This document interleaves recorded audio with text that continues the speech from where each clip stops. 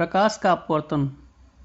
प्रकाश का अपवर्तन क्या होता है? सबसे पहले ये तल है और तल के ऊपर का जो माध्यम है उसको विरल कहा गया है और तल के नीचे का माध्यम सघन कहा गया है। विरल का मतलब बीडर होता है। बिल्कुल प्रकाश को डिस्टर्ब करने वाले जो तत्व होते हैं कम होते हैं यहाँ। सघन का मतलब ज़्यादा होते हैं। जैसे विरल में जैसे वायु हो गया, वायु गैसें। सघन में कांच हो गया, जल हो गया, तेल हो गया।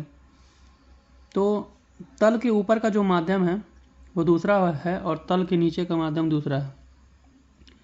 तो जब प्रकाश एक माध्यम से दूसरे माध्यम में जाती है तो अपने मार्ग से विचलित हो जाती है। विचलन का मतलब है कि जाना तो सीधा चाहिए लेकिन सीधा ना जाकर के अपने मार्ग से हट जाती है। अब ये जो देखिए ऊपर से नीचे बिल्कुल सीधा जो खींचा गया है इसको हम अभिलंब कहते हैं। तो जब प्रकाश एक माध्यम से दूसरे माध्यम में जाती है तो या तो वो अभिलंब की ओर झुकती है या तो अभिलंब से दूर हटती है। तो प्रकाश का अपवर्तन यही होता है कि जब प्रकाश एक माध्यम से दूसरे माध्यम में जाती है तो अपने मार्ग से विचलित हो जाती है। इस घटना को प्रकाश का अपवर्तन कहते हैं। जब प्रकाश एक माध्यम से दूसरे माध्यम में जाती है, जब प्रकाश एक माध्यम से दूसरे माध्यम में जाती है तो अपने मार्ग से विचलित हो जाती है। इस घटना को प्रकाश का अपवर्तन कहते हैं। तो ऊपर का माध्यम विरल है, नीचे का माध्यम सघन है। अब यहाँ पे दो फैक्ट देखने को मिलता है कि जब प्रकाश विरल से सघन में जाती है तो अभिलंब की ओर झुकती है। देखिए बीचों बीच का जो खींचा गया ऊपर से सीधा ये अभिलंब है। तो प्रकाश यहाँ से जा रहा है, अगर जाता तो सीधा जाता लेकिन सीधा ना जाकर के अभिलंब की ओर झुका है, ये दब गया है। इस सीधे जो खींचा गया है लंब ये इसकी ओर झुक गया है। इसका मतलब है जब प्रकाश विरल से सघन में जाती है तो वो अभिलंब की ओर झुक जाती है। और जब प्रकाश सघन से विरल में जाती है कि ये ऊपर माध्यम सघन है, नीचे का विरल है, जब प्रकाश सघन से विरल में जाती है तो अभिलंब से दूर हट जाती है। तो इसी को समझा सकता है कि विरल से सघन में जाती है तो अभिलंब की ओर झुक गई। अगर इसको तीर को बदल दिया जाए ऊपर की ओर, तो जब सघन से विरल में जाती है तो अभिलंब से दूर हट जाती है। तो यहाँ पे दो फिगर दिखाया गया है। प्रकाश के अपवर्तन के दो नियम होते हैं।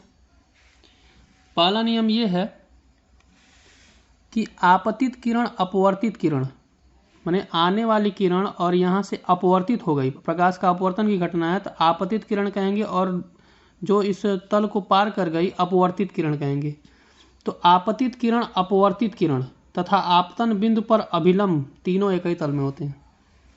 अपवर्तन के नियम में पहला नियम यही है कि आपतित किरण, अपवर्तित किरण तथा आपतन बिंदु पर अभिलंब तीनों एक ही तल में होते हैं। तो देखिए आपतित किरण ये है, अपवर्तित किरण ये है और आपतन बिंदु पर ये अभिलंब तीनों एक ही तल में होते हैं, उसी तल में होते हैं। दूसरा नियम ये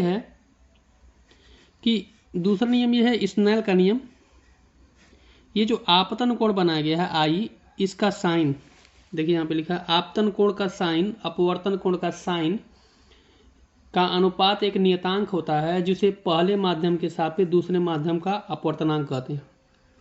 पहला माध्यम n1 है तो पहले माध्यम के सापेक्ष दूसरे माध्यम का अपवर्तनांक कहते हैं। पहले माध्यम के सापेक्ष दूसरे माध्यम का अपवर्तनांक कहते हैं। और ये देखिए दूसरा नंबर जो है ये ऊपर आएगा और पहला वाला जो है ये नीचे आएगा। यानी आपतन कोण की ज्या अपवर्तन कोण की ज्या का अनुपात एक नियतांक होता है जिसे पहले माध्यम के सापेक्ष दूसरे माध्यम का अपवर्तनांक कहते हैं। इसे ही स्नेल का नियम कहते हैं। ये आपका n1 है। तो अपवर्तन के दो नियम होते हैं। पहला नियम है कि आपतित किरण, अपवर्तित किरण तथा आपतन बिंदु पर अभिलंब तीनों एक ही तल में होते हैं। दूसरा ये है कि आपतन कोण की ज्या अपवर्तन कोण की ज्या का अनुपात एक नियतांक होता है जिसे पहले माध्यम के सापेक्ष दूसरे माध्यम का अपवर्तनांक कहते हैं। और ये जो दूसरा माध्यम का अपवर्तनांक है इसको ऊपर लिखेंगे और पहले माध्यम को नीचे लिखेंगे। यानी n2 को ऊपर कर देंगे और 1 को नीचे। तो यही स्नेल का नियम है। एग्जाम की दृष्टि से देखा जाए तो प्रकाश का परावर्तन और अपवर्तन इन दोनों में से कोई एक आने की ज़्यादातर संभावना होती है। तो इसी को ही हम स्नेल का नियम कहते हैं। स्नेल का नियम, आपतित किरण, अपवर्तित किरण तथा आपतन बिंदु पर अभिलंब तीनों एक ही तल में होते हैं। आपतन कोण की ज्या अपवर्तन कोण की ज्या का अनुपात एक नियतांक होता है जिसे पहले माध्यम के सापेक्ष दूसरे माध्यम का अपवर्तनांक कहते हैं। तो मिलते हैं नेक्स्ट वीडियो में, तब तक के लिए गुड बाय।